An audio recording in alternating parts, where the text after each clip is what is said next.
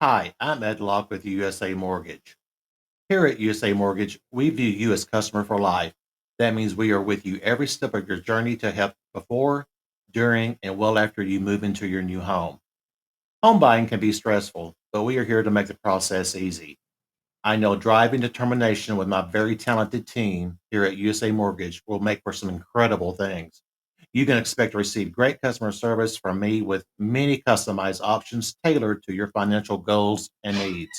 So if you're looking to cruise into a new home or refinance, I can be the driver that gets you there. Call or text me at 502-680-0953 to find out how to get approved. NMLS ID 448908, that's Acquisition LLC, doing business as USA Mortgage, NMLS ID 227262. This is not a commitment to lend. Additional terms and conditions apply. USA Mortgage is an equal housing opportunity.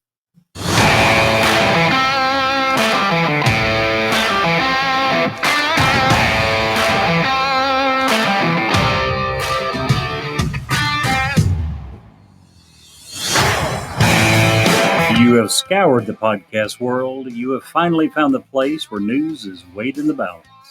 Welcome to Newsworthy with Steve and Jerry. 2 words and 2 question marks.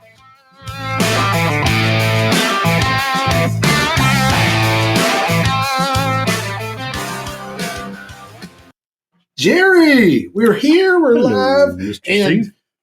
nobody's dead yet, which, There you go. if you all heard the discussion going on prior over dinner, that's actually a very good statement to make. No Yes. need to call the ambulance, no need to call police or anything like that. We're in good shape. Yes, we are. How are you, Jerry? I'm doing great and getting better. Sweet. Well, you don't look any better, but I won't hold that against you. I'm telling you, got to get those eyeglass prescription renewed. Well, yeah, that's not actually too far from the truth. Because it The is. old joke finally worked. Huh? The old joke finally worked. It was applicable. Yeah, actually. So guess I've kind of started doing this because it's fun to me and I like to know what's going on. Okay. Guess what today is, Jerry? What is today? Today, this beautiful May the 3rd is Visit Your Local Quilt Shop Day. Quilt shop? Do you even know Okay. where a quilt shop is? I do I've not. known several, but all the grandmothers that did them were passed away, Oh, yeah. unfortunately. And the second thing, and this is probably the most prevalent, today is National Paranormal Day. That's every day around here. Well, it should be, yeah. I mean, so there you go. There you go. Yeah. Yeah. Hey, we are glad people are here. Look at there. Double's here. Mochi's here. Fajul Bag is here. I know I butchered that, but that's okay. I don't, it's whatever. Oh, man. So tell me about your week. What's going on? It was a very good week. Who did you say? Oh, no. There it is. There it is. Yeah. Mine must be lag, but yeah. Hey, you did better than I. I did? You attempted to pronounce the name. I wouldn't even try that one. Oh. A couple weeks ago when I did the song recommendation, you was giving me props for the guy on American Idol, Yeah. Tongi. But yeah, this name I Guess wouldn't even try. guess what tomorrow is. Guess what tomorrow is. Guess what tomorrow is. Tomorrow's one of my favorite holidays. Guess what tomorrow is. It's not your birthday, so what is it? It's May the 4th. Oh, May the 4th be with you. Star Wars. There you go. Thank you. Yeah. Woo. Very excited. Beautiful. Very excited. It's a good day. This is the week before we celebrate our 1-year podcasting anniversary. That it is. How exciting is that? Now, I won't get into that a lot. I'm sure we'll do a lot of that next week. Maybe even rehash some old episodes, try to get some, get Clay and talk to him a little bit or get some notes from him, but notes. Well, it's good to know that we're still not perfect at this. So that's good. If you right? want to cut the newts up, I'll let you borrow my knife. How about that? Just saying. Speaking of Clay, My joke of the day is brought to you by Clay Davis. Let's hear it. So I was going to tell a joke about the NSA today, but I think they've already heard it. I'm sure they have. Thank you, Clay, for that submission of the joke of the day. They have. Did I tell you I was got an idea for a new business? Oh, really? What's that? Yep. I'm going to start a business teaching math to short people. Math to short people. You got it. It's going to be called Making the Little Things Count. What do you think? I think it's funnier every time I hear it. Want to buy some stock in my company? Yeah, I'll invest in that. I think it's certainly an idea worth investing in. Listen, I harbor no ill will, and sometimes you look at a meme. Have you ever looked at memes and then laugh and then just know you're going to hell because you laughed? Sure. Absolutely. Okay. So the funniest meme I've seen in a week.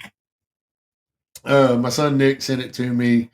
It is a picture inside a McDonald's. There's a big sign on the wall that says, "Please be patient. We're short-staffed today."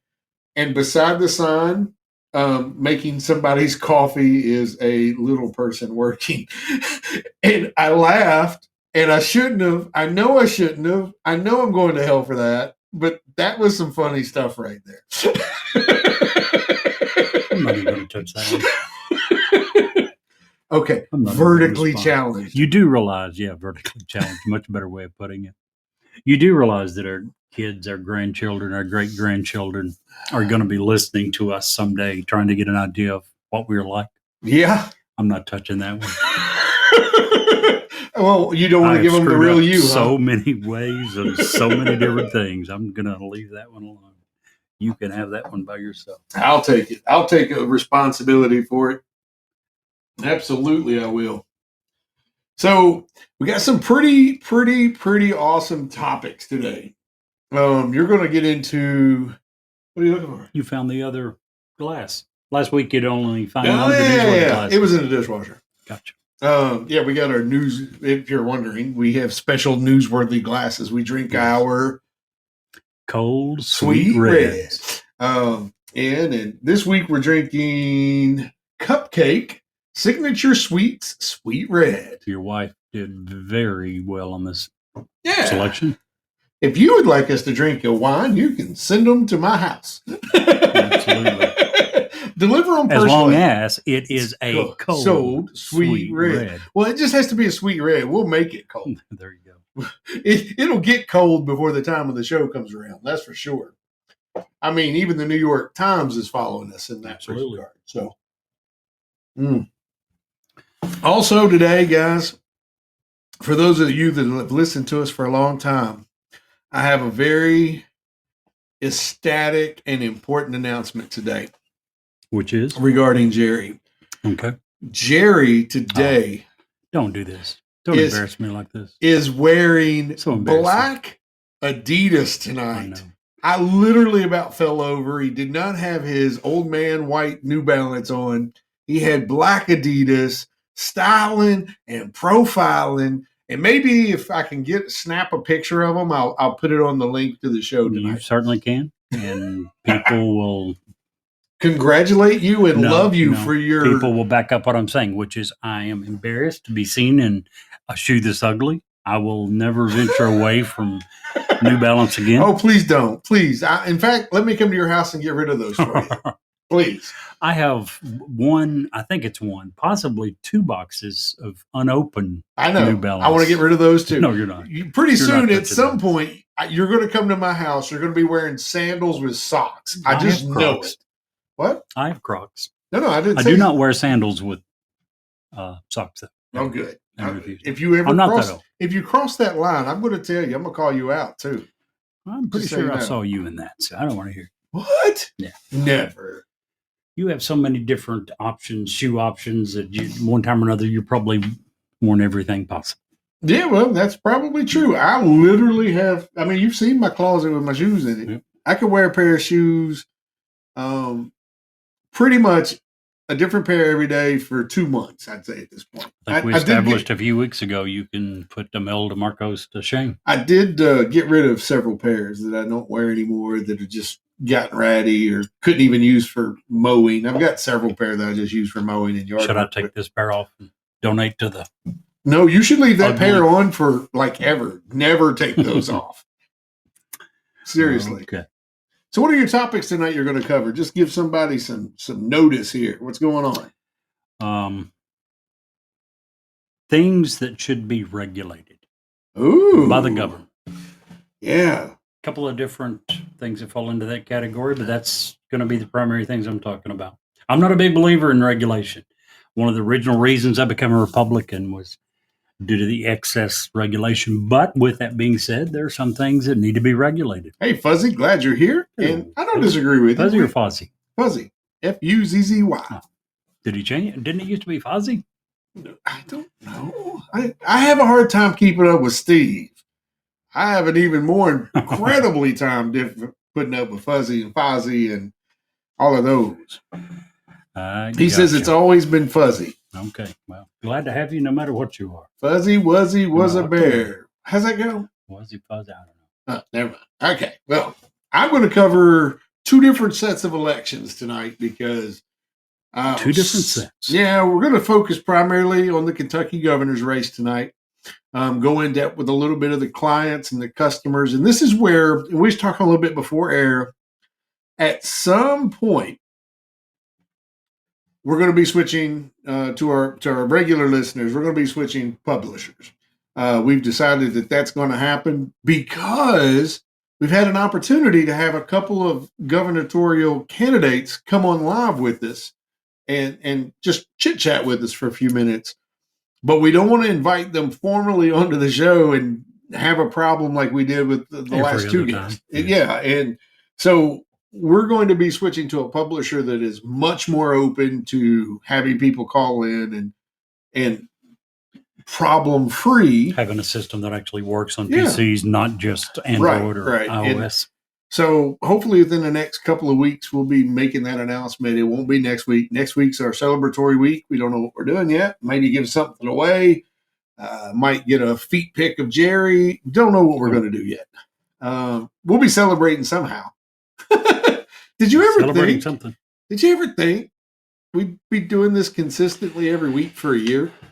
I mean, I don't know that surprised me near as much as the number of downloads. That's what's blowing me away. The number of people that have actually listened. And that's pretty awesome. And like you said, one of the reasons in hindsight, about halfway through when we were doing this, about, I don't remember what month, but we had discussed, this is forever. This is always going to be able, if something happens to one of us, our grandkids or great grandkids are always going to be able to pull this up and say, hey, that was my pops or my grandpa, whatever they call you. And, hopefully they get to know us a little bit through our podcast, and hopefully we don't disappoint them too terribly. Yep. That's the song recommendation that I had a few weeks ago. One of the lyrics said, while you're sleeping, I'll try to make you proud. So hopefully we can do that in at least some of what we talk about. I just want to make people feel challenge like McDonald's will do it, but hopefully some of the things we say will. Hey, I just live by, I want to be the person my dog thinks I am. There you go. And because Eddie thinks I hung the moon. I just love my Eddie Skitty. Anyway, you ready to get started? I'm ready. All right. Well, let's do it. We'll let you start with one of your topics, and then we're going to hear from Ed. We're going to talk about Ed a little bit, and then we'll go into the governor's race a little bit. Or do you want to do it vice versa? I don't care either way. It's absolutely fine with me. Oh, let's do it then. Start off. Huh? I'm going to do one that I started to do like 3 weeks ago, and it's been on my list, and I haven't got to it. So I don't know. Every week, do you take your unused topics and put them on next week's? Sometimes, if they age well. Yes. Sometimes we get something and it's news right now, and then it just it goes away very quickly. Yeah. This one probably wasn't that good to begin with and didn't age well at all, but I'm still going to bring it up. I'm sure most of you have heard that Facebook lost a huge lawsuit, $725 million. And the good news is everyone gets a part of that. So there's Everybody get 32 cents. well, it's actually a couple bucks, maybe. It all depends on how many people apply for it, Right. Because right. there's so many. I don't remember 300 or 400 million of the 700 million was set aside to go to the people who actually got hurt as a result of this, and the other 40% goes to the attorneys, of course. Oh, yeah. But yes, Facebook lost $725 million lawsuit. It all had to do with the election in 2020 when it turned out that they were selling private information to Cambridge Analytica without their knowledge or consent of the users. So, yeah, there's a public website that you can go to and fill out a claim, or you can mail yours in if you wish, but you can get your 32 cents, as Steve says, out of Facebook from it. We'll also put a link up to this when we publish I saw that actually advertised on Facebook. Yeah, they were required to. That was part of the requirements. Yeah. They had to advertise it on Facebook, which is pretty embarrassing for them, right? Yeah. We screwed up and we have to pay almost $1 billion, and we have to advertise on our own social media site that we screwed up and how you can benefit from it. Yep, for real.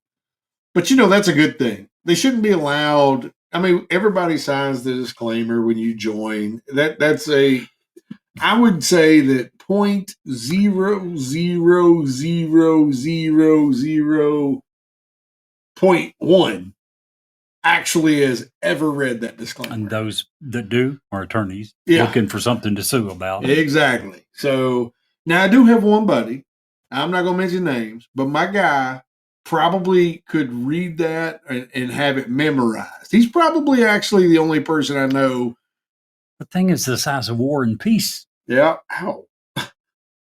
Sorry about that. I just poked my nose hard. Oh, man. But yeah. No one reads those. No. But it's all lawyer-esque talk.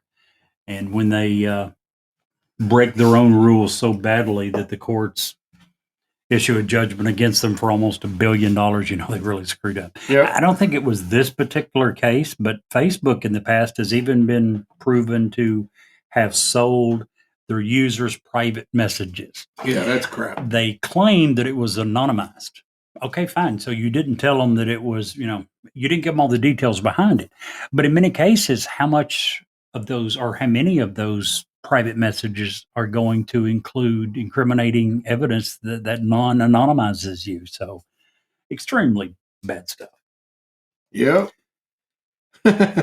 I'll tell you something funny, Jerry. What's that? I've been doing a lot more advertising for our podcast. We have a Facebook professional page.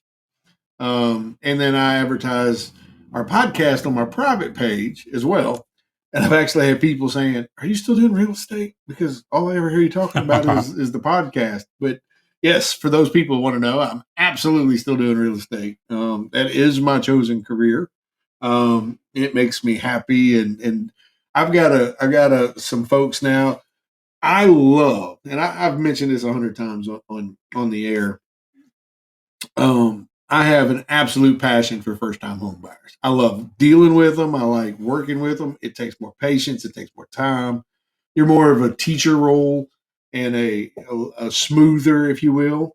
But I just absolutely love that. And so just for anyone that was asking, I am still very much a realtor. Call me with all your real estate needs. If you live in Kentucky, I'll be happy to take care of you.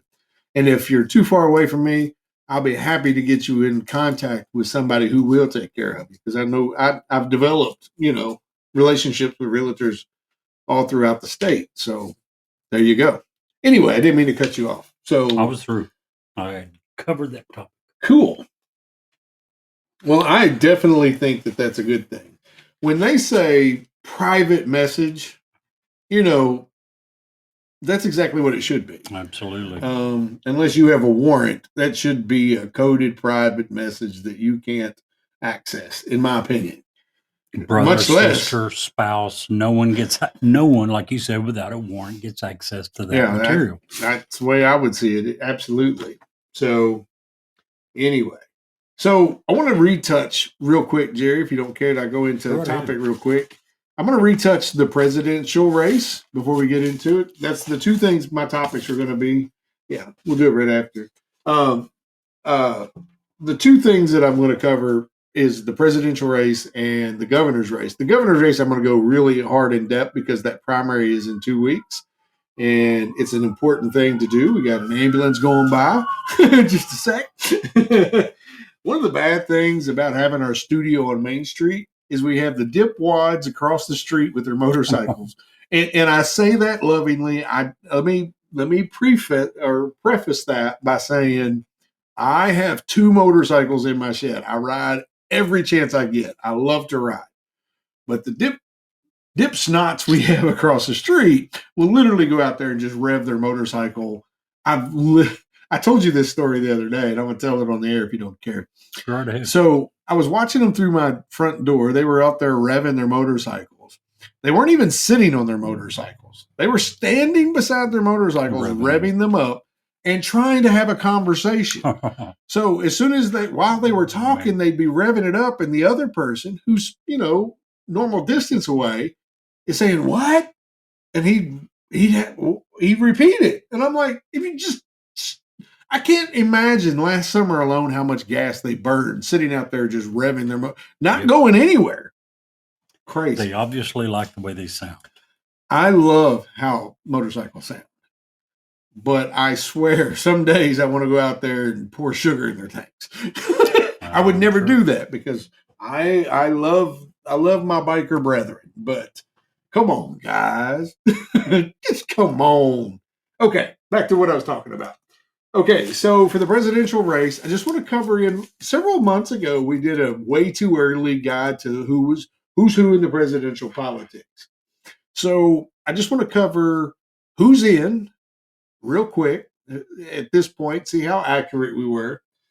And the first two I want to cover on the Republican side aren't actually in yet, but they're the two main people that are expected to make announcements very soon. Okay. I was wrong about this, one of these. Ron DeSantis in Florida still is expected to make his announcement within the next few weeks, I think. Very shortly. And the other one that I got a contradictory report when I was putting together the original list is Mike Pence is still thinking about being in the race. So there you go, Jerry. There's your man. Still like him. Yeah. So real quick, on the Democrat side, we all know Joe Biden relaunched, and I'm using air quotes there because it was the worst relaunch speech message I've ever seen in the history of relaunch re-election campaigns. I'm not even going to cover that in depth. I still, years ago I told you, Jerry, I don't believe he's going to finish his first presidential term. No. You guaranteed. I stand by that. I don't think he's going to make it. Sorry, just don't. Guaranteed. I don't know that he's. I pray he doesn't die. I wouldn't wish that on anybody. That was what you said originally. What? Not that he was going to be shot or murdered. No, yeah. It was that you thought he was going to die of natural causes before he I think they'll push him out before then. Even that. Well, the original guarantee you made with me was that he was not going to live long enough to see the end of the 4-year term. Well, let's not go that far. I don't see him making it to the end. Okay. The other thing that you said, by the way, was that a vote for Joe Biden was essentially a vote for Kamala Harris because everyone knew that he was incapable of running the country. Oh my and gosh. That he would simply be pushed aside and she would be the one running. I don't know about you. I've not heard anything from her. Oh my God. That's because I'm sorry, Kamala Harris is an imbecile. And that's given her credit that she probably doesn't deserve. Well, she was previously a congressman, so does that not go without saying? Point taken. So on the Democratic side, these people are already in, and that's why I bring them up. So we got Marianna Williamson. She's a self-help author and guru. She was also Oprah Winfrey's spiritual advisor for some time. This is her second time running, by the way. First time I ever heard of her. So she's making progress. Maybe by the time she's 110, she'll actually have some name recognition and make a debate stage. The second one with a twist, is Robert F. Kennedy. He is the nephew of John F. Kennedy. And he's actually gaining a little traction. The only thing I can think of with these two guys, they know they're not going to beat the incumbent. That's not going to happen. They're not going, no one's going to vote for them over, unless they're setting themselves up for the scenario, which I said, Joe doesn't make it. They've already got their name out there a little bit, started raising money and are in position to take over the podium, if you will. And on the Republican side, your man, your hero, your inspiration. We already mentioned Mike Pence. Donald Trump. Yeah. And we know that goes without saying. Nikki Haley is in. So I like. Good candidate. Former South Carolina governor, U.S. ambassador to the UN. I didn't know Larry Elder was in. Now, he's a talk show host out in California, very conservative guy.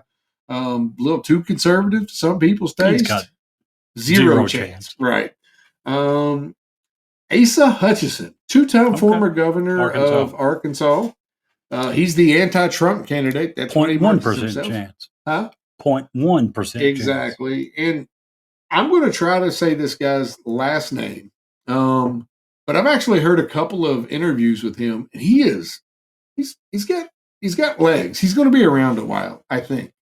Vivek Ramaswamy, very intelligent guy. He is a entrepreneur and author. He's written several books. Smart guy. He's not afraid to go on CNN, MSNBC, and take interviews and do hard questions. 0.15% chance. Yeah, and unfortunately, so what it's looking like at this point, it's Trump and Biden. Well, again, you're going to have some of the bigger names come out. DeSantis, from everything I've heard, unless something drastically changes, is going to announce. Yeah. Pence is probably a little less than 50-50, but is seriously considering it. And I think you'll have at least a couple of other serious candidates. But if nothing else, Nikki Haley, Ron DeSantis, and Trump. I don't like these. Last time, was it 19 Republican GOP candidates? Yeah. That's ridiculous. ridiculous. It was crazy. That's crazy. It doesn't help anything when you've got that many. So I think you're going to have Trump, who, like him or not, is certainly a viable candidate. And Nikki Haley and Ron DeSantis, I think, would make a decent field. So I think the GOP has a much stronger field than the Democrats.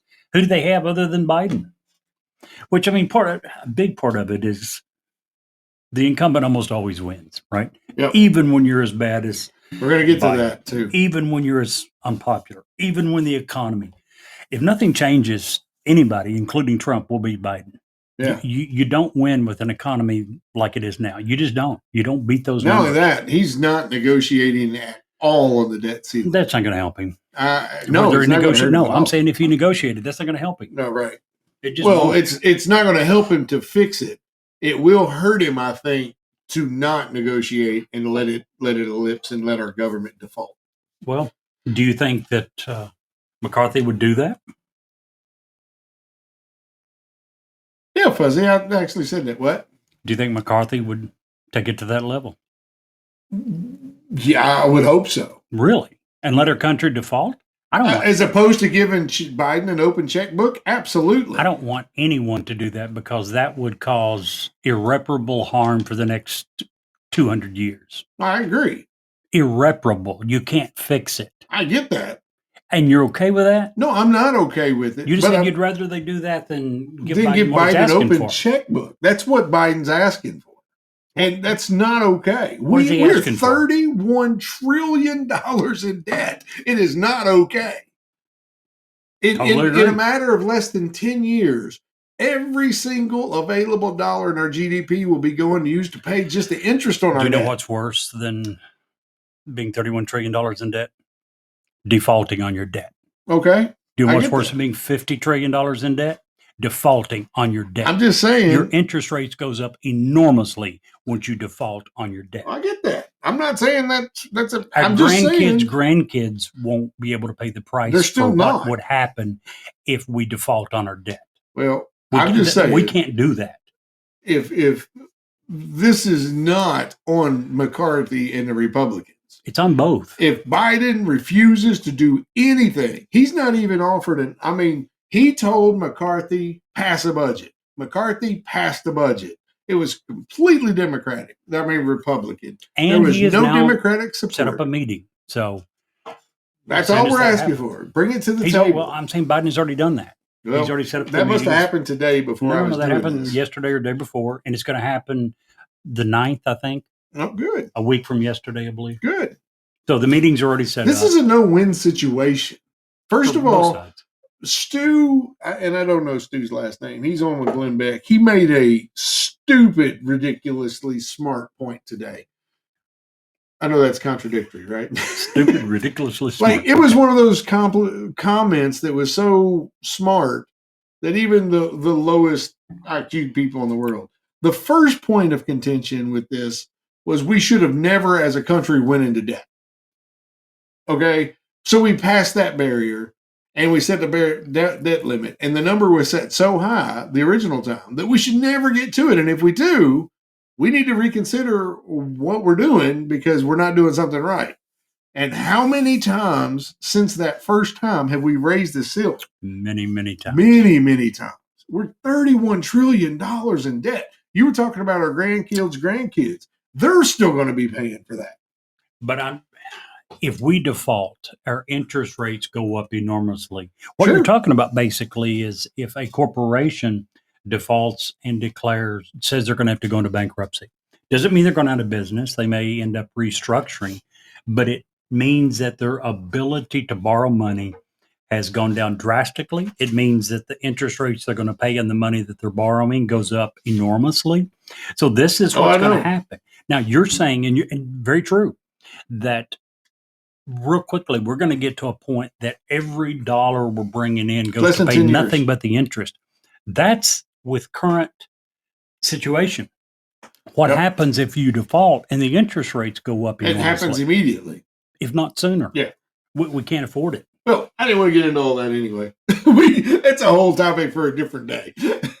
I just wanted to let you know, I just wanted to cover the presidential, who's in, who's not. And that's right now who's in. There's 200 candidates that have applied to be president, to run for president. These are the ones that somebody may have actually heard of. And only part of those. Right? So anyway, let's talk about my man, Ed Locke. Let's talk about Mr. Ed Locke. The mortgage market changes often, so it's important to have your mortgage professionally managed. Ed Locke with USA Mortgage offers great personalized customer service with more customized options to tailor your financial goals and needs. So if you're looking into cruising into a new home, he can be the driver that gets you there. So call Ed at 502-680-0983 and ask him how to get approved. NMLS ID 448908 DAS Acquisition Company, LLC, doing business as USA Mortgage, NMLS ID at 227262. This is not a commitment to lend. Additional terms and conditions apply. Thank you. USA Mortgage is an equal housing lender. Yeah, and they really are. They're fantastic. I love them. Hello, Frimpama. Welcome in. Appreciate you. I'm glad you're willing to try these names. Man, we got to do what we got to do. We want our people to come here and sit in for a minute to be welcome. So welcome. Come in, make a comment. Let's talk about it. Jerry. Absolutely. Tell me how colleges, give me another way that colleges are ripping off their students. I can do that. And give you firsthand experience, a little bit, indirectly firsthand. You and I have talked about this different times in the past, and you know how I feel. But my daughter and I moved here from Virginia, I don't know, 9, soon to be 10 years ago. And my daughter had started college and went, I think, a year and a half in Virginia before she transferred here.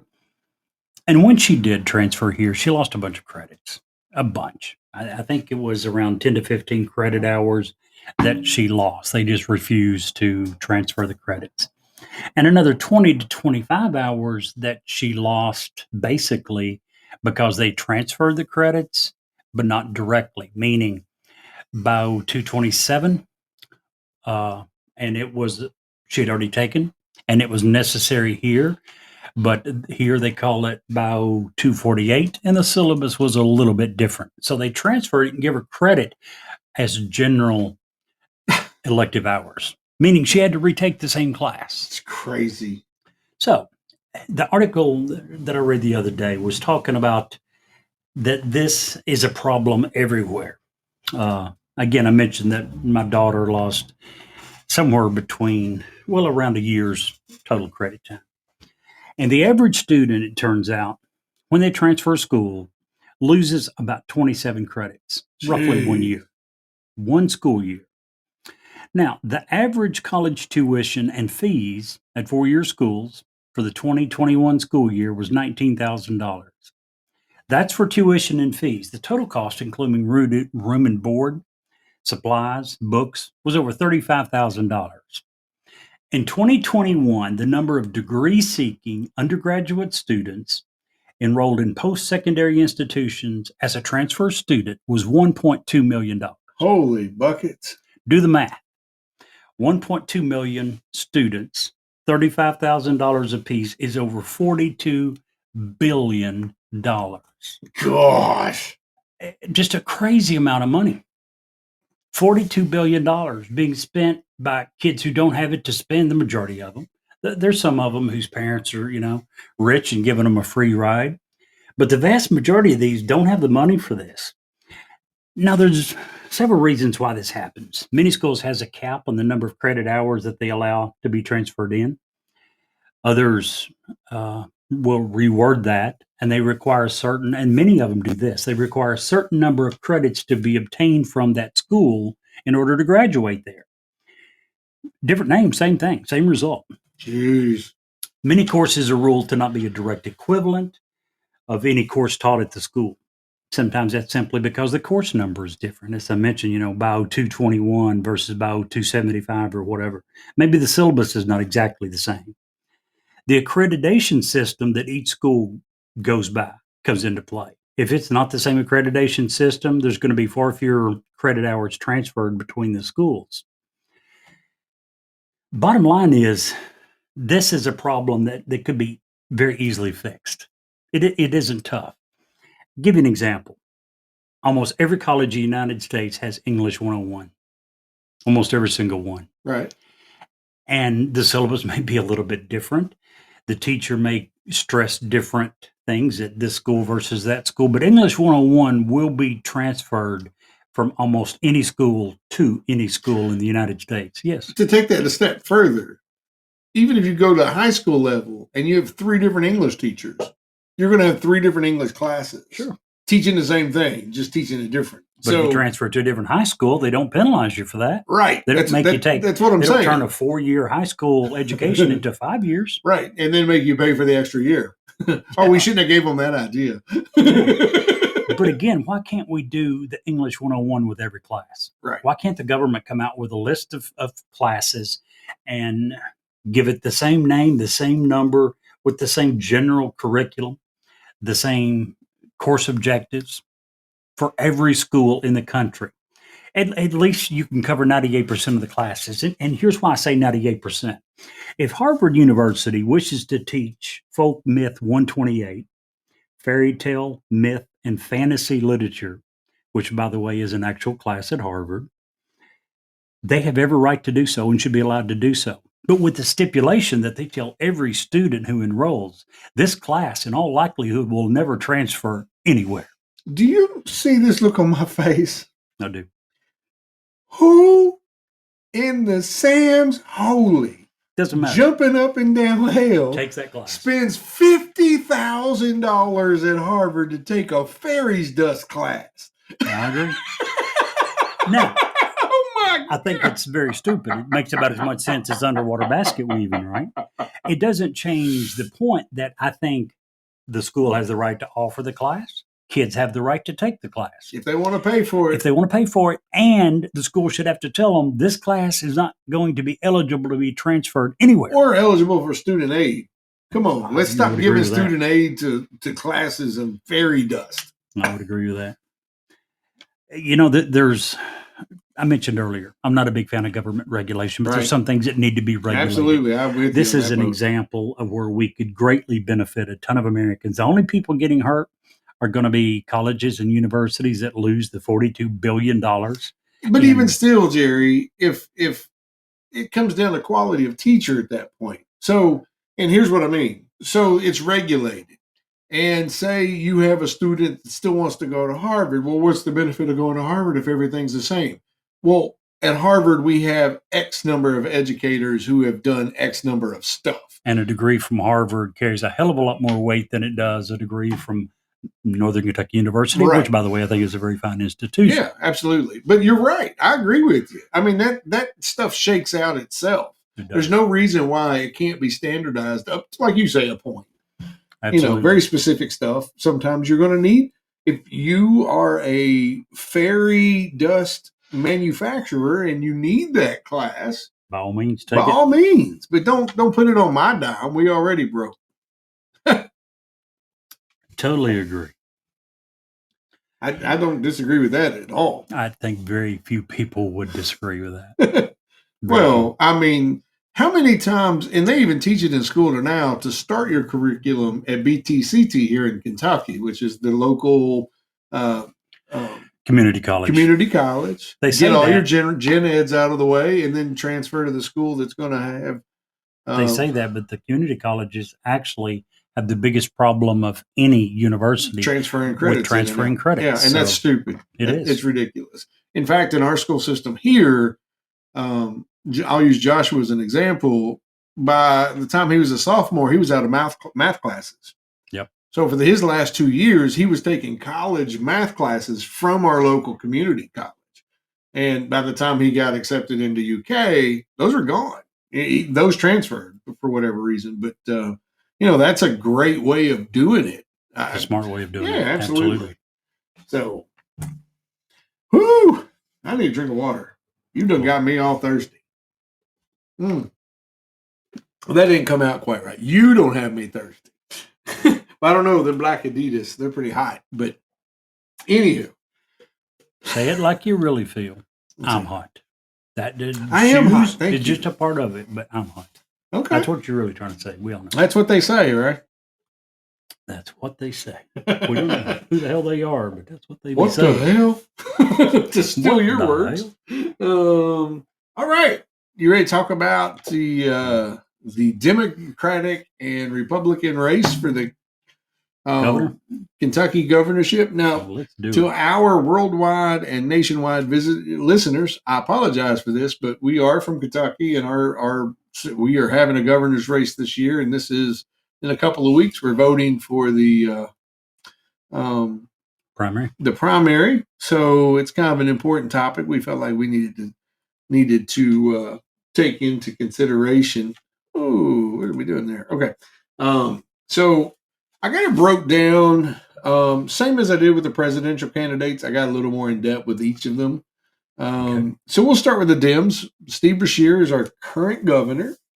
I broke it down into a little bit about what they stand for, the kind of war chest they've raised, and, where I kind of rank them personally. I'm not trying to tell you who to vote for. By all means, go to their websites, do your own research, figure out who best falls into what you want the state of Kentucky or the Commonwealth of Kentucky to look like, and pull the lever for that particular person. By all means, that's the way our system works. Also, by the way, we live in a republic, not a democracy. So, to be fair, what is a republic? What is a republic? What do you mean? What type of government is a republic? It is a government of which we vote for people to vote for us. Which is called a representative democracy. Yes, but it's still a republic. If it were a true democracy, we would all have to go and vote on every single issue, which is absolutely impossible. Right. So I wish everybody would stop saying we live in a democracy. Which is impossible. Yeah. I mean, it wasn't really possible 1,000 years ago. In today's world, it absolutely. Can you imagine the number of issues at the state level, much less federal level, Oh yeah, we're going to is get so into some of this. huge that that's why they have committees, because no one can be an expert on all this. So they have committees and they become experts, hopefully, on a few handful of topics. But yet we would expect the average American No. to be an expert on every issue at the local, state, and federal level. Absolutely impossible. After the show, remind me to show you, speaking of that very thing, one of our favorite senators, and I think he's a Republican, maybe. I don't even know what he is. The senator from Louisiana, Kennedy. He's Republican. Is he Republican? Yeah. He was grilling a couple of guys that were talking about voters' rights and stuff of that nature. It was entertaining, to say the least. I love his accent. I just love that he is a no-nonsense, in-your-face kind of guy. And he doesn't just come with it. He comes with it with facts. One of the guys in particular was a guy named Mr. Payne. They were talking about Mr. Payne had made several accusations that the Supreme Court had been bought and was for sale, and he just let him have it. I thought it was great. I don't think it's ever been the case. No. Anything I've ever read from any Supreme Court justice. Justice. I agree. He even brought up Neely Kennedy's his name, by the way. He even brought up the fact that these guys accept trips and things from Clarence Thomas. What's the I can't ever say her name. The lady, the left liberal judge, the Sotomayor. Is that? I'm butchering that. I know I am. What the hell is it? Yeah. But anyway, she accepted a trip from CNN or something. It's just part of the game, But anyway, that's not what we're talking about. Let's get back to what we're talking about before we run out of time. Sotomayor, yeah. So, for Kentucky governor on the Democrat side, incumbent current governor Steve Beshear, he's raised $6.6 million. That number is important because when we get to the Republican side, it's going to blow you away a little bit. $6.6 million. I went to each one of these own websites for their re-election or their election campaigns. That's where I got these facts. You want to dispute these facts, go back to their website and dispute them with them, not with me. I did my homework on these. So Steve Beshear, some of the things he's running on this year is EV charging station infrastructure. He wants to spend your taxpayer dollars to make that happen, which that's going to happen at some point anyway. But and a lot of his stuff as the incumbent, as we talked about earlier, as the person to beat, if you will, this is all rehashed, rewashed, same old stuff. He is basically sitting up there in the Capitol in the governor's mansion. He threw out a little bit of stuff, and he's just waiting for his reelection. Okay, and then I'm just, Mr. Beshear, I'm not trying to belittle you. If that wins, great for you. But me as a voter, first of all, I would never vote for Steve Beshear, but I would never be inclined to vote for him now because this is all rehashed. And I'll tell you why it bothers me. Same old. Repair the roads and bridges. We're going to make better schools, a better community. All of this is just ways, and you can read into that this better community, better schools, roads and bridges, EV charging infrastructure. That's all just a way of saying I'm going to spend more of your money. And if some of it actually happened, I might be okay with that. But we hear this from every incumbent on every race, regardless of what side of the race they're on, or whether they have a D or an R by their name. I'm tired of it. They promised the moon. And that the only cost is you get to pay for it. I'm going to give you what you get to pay for. So blah, blah, blah. There is really a couple of dudes that are charged, their names are so minuscule, unfortunately, on the Democratic side, they have no shot to win. Zero shot. We were talking earlier about 0.1. These are 0.000. As a matter Beshear of fact, will be the Democratic nominee. As a matter of fact, he's probably going to be the governor again.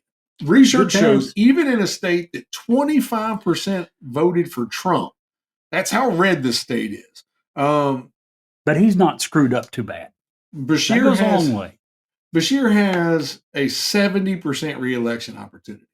Well, there's a couple things he did that really irked me. You and I both, during the early stages of COVID, all the way up through the mid to even some of the late stages of COVID, I thought he did as good as anybody could do under the circumstances. And you and I both gave him credit for that. And I still do. You know, we were a nation that didn't know how to fight this, and he took the fight to COVID in a way that a lot of governors didn't. And I got to give him props for that, you know? But So what did he do to piss you off? well, he has stated in an interview, and I don't have that in front of me, that he does believe that the insurance should provide for gender reaffirming care for youth. That's going to cost him votes in Kentucky. I think it will. Period. I think it will. That is not going to fly in Kentucky. Yeah. So we'll just leave the Democratic side at that. It's Bashir. I mean, it's going to be Bashir. Yeah, he's hands gonna down. Okay. So let's get over to the Republicans. At least there's some competition there. There is. There's four really good candidates here. Okay. And we're very blessed to have four good candidates, much less, four good candidates and the governor. So we'll just start with, I'm just going to go down my list. Eric Dieters. Eric Dieters is a freedom guy. He's a businessman. Two things that we're going to really like. He is the first and only candidate that have come out and said, me and Mitch McConnell, we not tight. we're not good. I'm against most of the policies Mitch McConnell does.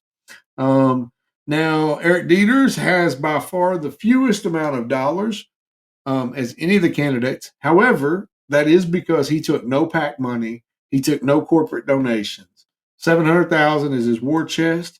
Here's another thing that he has said that he would do, and that is not accept a salary. He would be very Trump-like in that regard. He would donate his salary to multiple charities. So that is Eric Dieters. The next guy, do you have any questions about any of these guys so far? What is the controversy with Dieters? I remember hearing something. I'm Googling now. Wasn't he suspended from being an attorney or something? I don't remember. Hearing that. The Kentucky Bar Association has asked the state Supreme Court to hold suspended lawyer Eric Dieters in contempt for defying the court's orders to stop practicing law. That was a Courier Journal article from October 21st, 2021. Gotcha. Well, I don't know why. I just remembered reading something about him being suspended. Yeah. I thought from the bar. Yeah, there you go. Well, I would encourage you to go to his website. Very, very informative. Very, he gets his personal phone number on there. So, what is it?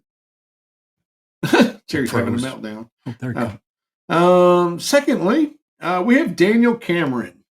Daniel Cameron is the state attorney general. He has a war chest of $1.4 million. The exact opposite of Eric Dieters, Daniel Cameron got into politics by being legal counsel for Mitch McConnell. On his website, it shows that he would promote bold leadership. Having such close ties with Mitch McConnell, I don't see bold leadership. That doesn't scream bold leadership to me. That screams swamp water to me, but whatever. Do you think he's been a swamp water attorney general? I don't. From what I've saw and heard. No, and he is the only candidate in Kentucky currently. This will make you happy about him. He is the only candidate in Kentucky endorsed fully and heartily by Donald Trump. He was a big Trump supporter. Yeah. Yeah. A very good chance of becoming the first black governor in the history of the state of Kentucky. Sure. I mean, I'm not saying that's a good thing or a bad thing. It's neither one. It's just, it'll be history making. Yeah. I think we should vote for someone because of the character, not because of the color. I think he has plenty of character, but the thing that would reserve me about Daniel Cameron is the closeness with Mitch McConnell, to be honest. But how much are you going to penalize him just because that's where he started? I I'm mean, how many not. of his current views currently align with McConnell? Maybe a lot. I don't know. Yeah, well, I would be able to tell you that, but his website and his election page was not full of great information, slogans and stuff like that. Yeah. I mean, Which is what usually most successful politicians are good at. Yeah. They talk for a long time, and you stop and think, what the hell did they just say? Right? Nothing. Absolutely nothing. He committed to nothing. He didn't tell us what he's for, what he's against. Hey, we know somebody like that, and that's why I don't vote for him anymore. Andy Barr. He'll talk for an hour and tell you nothing. Many successful politicians do. Yeah. Sad to say. So here's the one that I find the most confusing. Really? Kelly Craft? Kelly Craft. Okay. What's confusing? I knew you was going with her when you said confusing, but I don't know why. Well, I'm going to tell you why. The Kelly Craft has a war chest of $8.6 million. Who's giving it? Everybody. There's a lot of donors. I didn't go that deep into it. I'm sure she's got lots of corporate donors. She was a corporate businesswoman for a long time. She's got a lot of connections. But her website, her campaign website has a small essay about how we are transitioning from coal too fast. She's not saying we shouldn't do it, and I agree. Right. And she's right. She's right. We're doing it too fast. Way too fast. But we need to do it, but not as quickly as we need to let the market do it, as far as a lot of these forcing and stuff like that. But her first of all, if I have a war chest of $8.6 million, I've got 3 really tough competitors who are for most part no nonsense competitors that are just giving it, right? So what do you do to stand out? What do you do to stand out? You blanket the TV with ads? I've not seen but 2 ads from her, and frankly, they weren't all that impressive. And her website, her launch page, she has the essay, and that's it. Nothing. It's crazy. Maybe she's going to do what Trump did and take what's left in the war chest and convert it to personal things that I had that same thought. I had that same thought. No. I hope not. She seems to be a woman of character. What's her background? She is a former congresswoman of the state, and she is a former business leader. That's it. That's pretty much it. And I couldn't get any more information because her website had nothing on it. Do you see it? Did you pull it up? I'm on it. Yeah. There's no tabs. There's no nothing. There's the webpage kellycraft.com. There's no subpages. $8.6 million. If she doesn't get the nomination, she should fire and sue her campaign director. That was crazy. So anyway, there's my take on Kelly Craft. I don't dislike Kelly Craft. The commercials I've seen with her, I could probably dig her a little bit, but I'm not voting for you if you're not going to tell me what you're standing for. Period. That's not happening. We do that enough, going and blindly vote for people. These people have too much power. And the final competitor that I'm going to bring up tonight is a state agriculture commissioner, Ryan Quarles, farmer. He is, and here he's got a war chest of 1.2 million. And one of the things, if you look up his website, he's got everything on his site. He's got his plan, what he wants to do. He doesn't necessarily get into the nuts and bolts of how to do it, and how he's going to do it. But at least he brings a lot of stuff up that, hey, I'm thinking about this, which is a lot that the others didn't even do. Yep. And one of the things on there that I personally have a heart for and a calling for, that he brings up that not any of the other candidates, Bashir included, bring up, is the 8,000 plus kids in the foster care system and how to make foster care and adoption care easier and safer for the kids that are in the system. That was one of Matt Blevin's big platforms as well. And because him and his wife had adopted several children. Ryan Quarles, it seems to be a no-nonsense kind of guy. And a lot of candidates have used both of these positions, the Attorney General and the Agriculture Commissioner, to launch their gubernatorial races. So he's got a pretty good shot. One thing, if I could interrupt for a second, Sure. I just found this in Kelly Craft. She's a former United States ambassador to Canada. She's also the former United States ambassador to the United Nations. Yeah, under Trump. So she has a little bit of moxie experience there. Yeah, but it just doesn't tell you anything on her No, website her what she stands right. for, and that That's scares me. right. That concerns me. You can. Are you embarrassed to put it in print? Do you not have a platform? Do you not have a platform? Eric Dieters and Ryan Quarles give you everything. Hey, this is what I'm thinking. This is what I'm saying. This is how I plan on getting there. The if other you don't two, mind not so much. me asking, and if Sure. you do, just tell me to shut the hell up. No, go ahead. Who do you plan on voting for as it currently stands? Well, I'm glad Obviously, you asked you're that. Republican, so it I would have be on the them GOP numbered. side. Okay, good. I had no idea. We didn't talk about this. Yeah, well, I am a licensed Republican. I am a registered Republican still. And like you, if it weren't for the primaries, I would be independent. I mean, I just would. As it stands right now, from what I've researched this week going up to this, my number one guy would probably be Eric Dieters. I like his no nonsense way of doing. I love the fact he put his personal cell number on there. If you have a question, call me. Text me. I will answer, and he does. Have you called him? I haven't. I did. I was going to. He was one of the ones that would have been willing to come on the show. So, possibly. I never committed, but possibly. Yeah. The second, number two in that list would be Ryan Quarles. I really like Ryan Quarles. I've liked him for several years. He's been in the Agriculture Commission. And he runs his office at the Commission of Agriculture like in something we're accustomed to, a customer service type atmosphere. And I think that that's important because a lot of politicians and a lot of agencies in the state forget who they actually work for. You get a state job and you're like, screw you. No. It's the old cliche. We actually pay your salary. Give us our attention. We deserve whatever the problem is. Followed by, and these two you can toss up in a hat. Kelly, That's what I figured. Kelly Craft. I really want to like her, but I have to have a reason. Well, you are really penalizing Cameron for his. Dude, I hate McConnell. I really dislike Mitch McConnell. I think he's a huge just because part of this guy started with him. You don't even know if his current platforms have anything. I don't. Guess how they similar. can fix that? They can let me know on their website when I go to do some research. You know what I'm saying? And that's the same thing with both of these. Throw them up in a hat. One thing that bothered me with Cameron over the last few years is it seemed to me, and I could be wrong, but it seemed to me that his biggest claim to fame for the last few years was any and everything that Bashir did, he was going to tear down it quickly and as much as he possibly could. Right.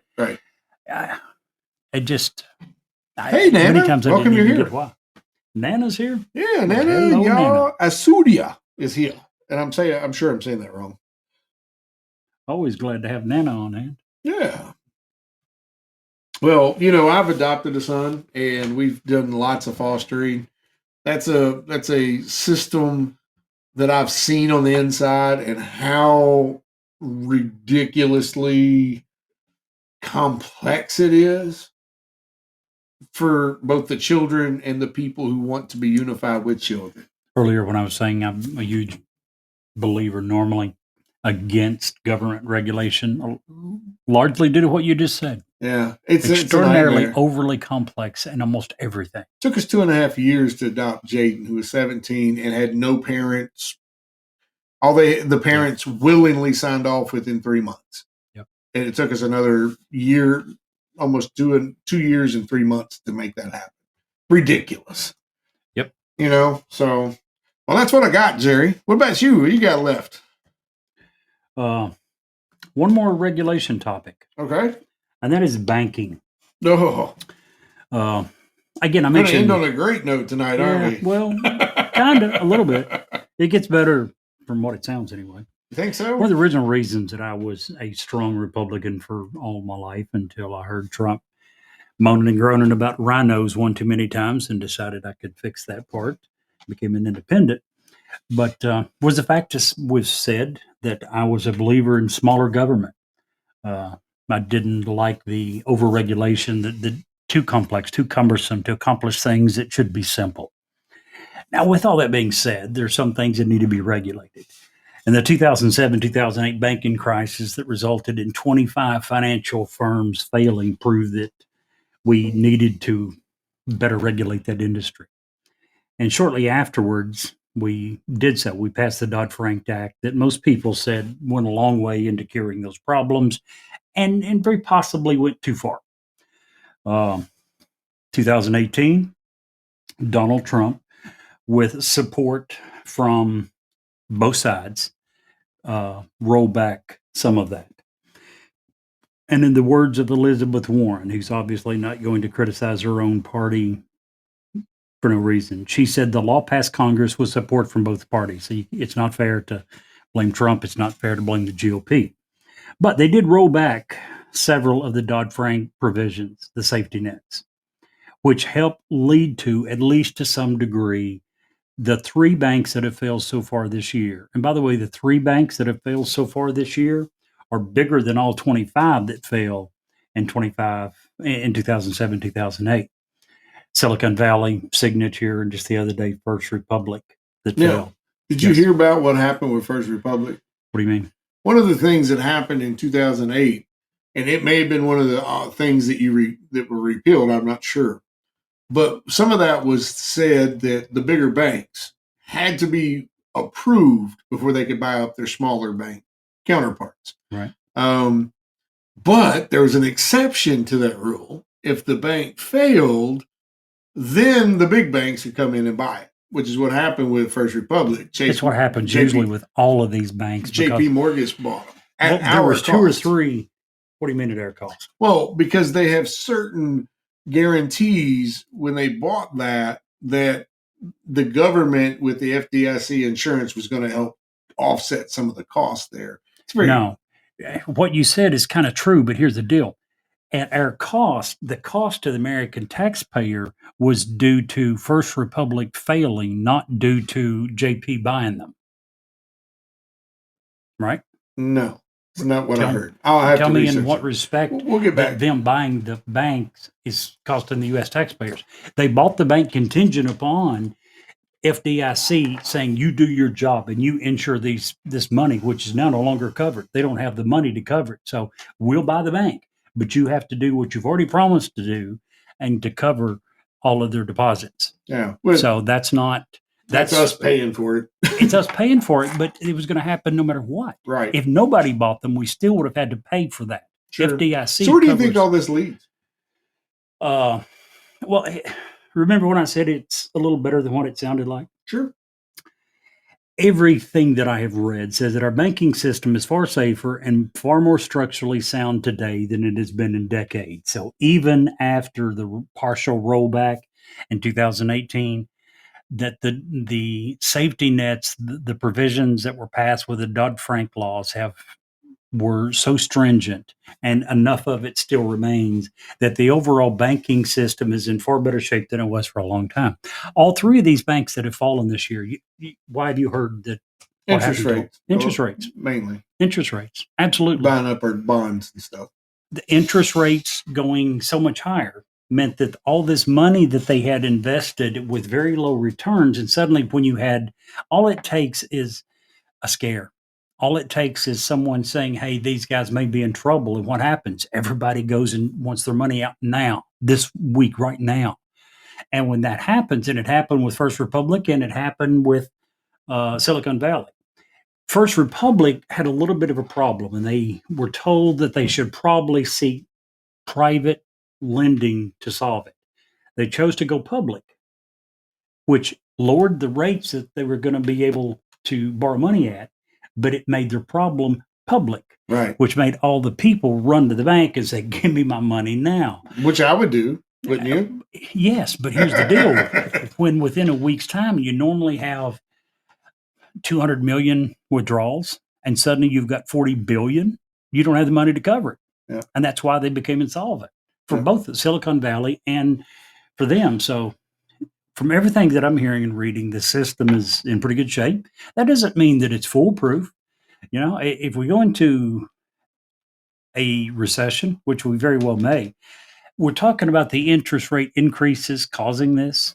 Everything that I'm hearing is that the Fed tomorrow is going to have yet another interest rate increase. Yeah, isn't that great? It's wonderful. Another one.